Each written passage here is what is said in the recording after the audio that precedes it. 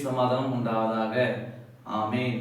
இந்த ஆசீர்வாதமான ஜெப தியான வேலையில வந்திருக்கவங்களே கடவுள் ஆஸ்வதிப்பார். நீங்கள் கையிட்டு செய்யும் எல்லா வேலைகளையும் கடவுள் ஆஸ்வதிப்பார். இன்றைக்கு நாம் ஏதாவது ஒரு வேலை செய்ய வேண்டும் சொல்லி நாம் நினைப்போம். செய்யக்கூடிய அந்த வேலையை சரியாக நம்மால செய்ய முடியுமா? அதை செய்வதற்கு தக்கதான பொருள் உதவி மற்ற எல்லா தேவைகள் நம்மிடமா இருக்கிறதா? அதை நாம் துவங்கும் போது எப்படி இருக்கும்?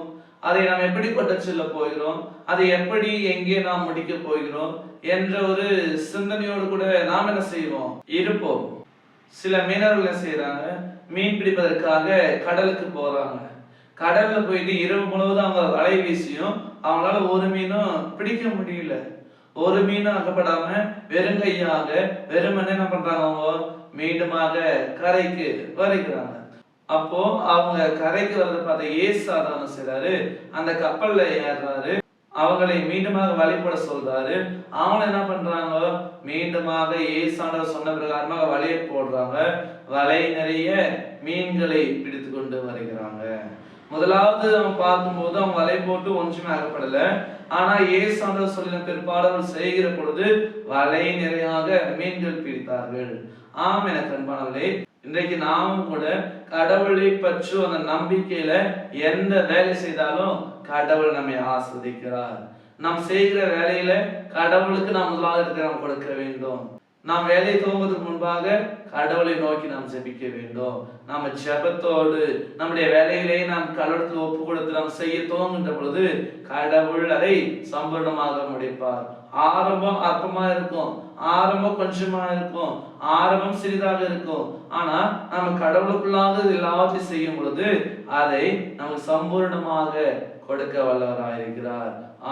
நாம் இயேசுவை விசுவாசித்து அவருக்குள்ளாக நாம் செய்கிற பொழுது அவர் நம்முடைய கையின் வேலைகள் எல்லாவற்றையும் ஆஸ்வதிக்கின்றவராக இருக்கிறார்.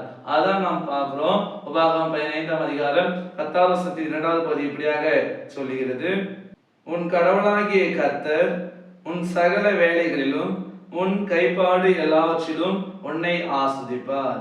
ஆம், எனக்கு அன்பானவர்களே, பார்க்கிறோம். உன் கடவுளாகிய கர்த்தர் உன் சகல வேலைகளிலும் உன் கைப்பாடு அனைத்திலும் அவர் ஆஸ்வதிப்பார்.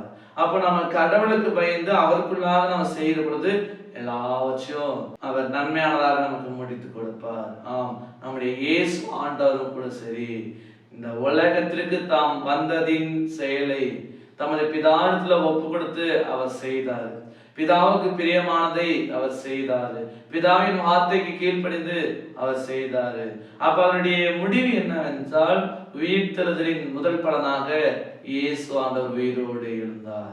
ஆம், இயேசு அவருடைய செயல் பிதாவை சார்ந்திருந்ததுனால அவர் செய்த செயல் ஆசீர்வாதமாக முடிந்தது. நம்ம எல்லாருக்கும் மீட்பாக முடிந்தது.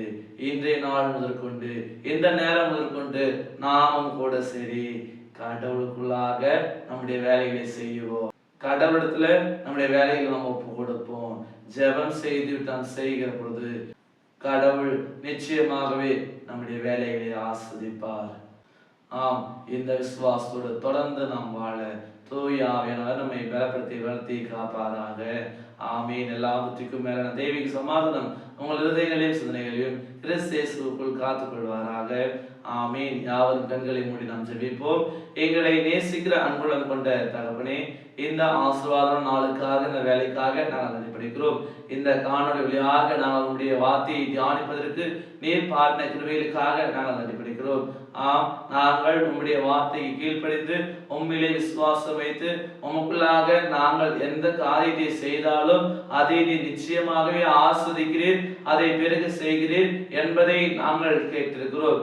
அப்படியாக இனி வரக்கூடிய காலங்களில் கூட நாங்கள் எங்கள் எல்லா வேலைகளை எல்லா காரியங்களை உம்முடைய கரத்துல நாங்கள் ஒப்புவித்து உம்முடைய ஒத்தாசையினால எல்லாவற்றையும் நிறைவாக நாங்கள் பெற்றுக்கொள்வதற்கு நீர் துணைவராக இருக்க வேண்டுமா நாங்கள் ஜெபிக்கிறோம். இந்த நாளை நாங்கள் முற்று முழுவதுமாக நாங்கள் ஒப்புவிக்கிறோம். எங்களை ஏற்றுக்கொள்ளும், எங்களை பாதுகாத்துக்கொள்ளும். எங்களுடைய பயணங்களில் நாங்கள் செய்கிற எல்லா வேலைகளிலும் இப்படி திவ்யக்கார தங்கியிருக்க வேண்டுமா கூட நாங்கள் ஜெபிக்கிறோம். நீரே எங்களை ஆசீர்வதிப்பீராக, நீரே எங்களோடு திருப்பீராக.